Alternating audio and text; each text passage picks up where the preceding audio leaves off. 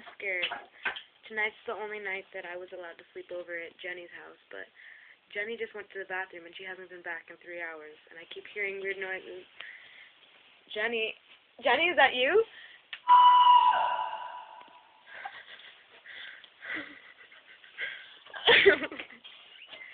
What was that?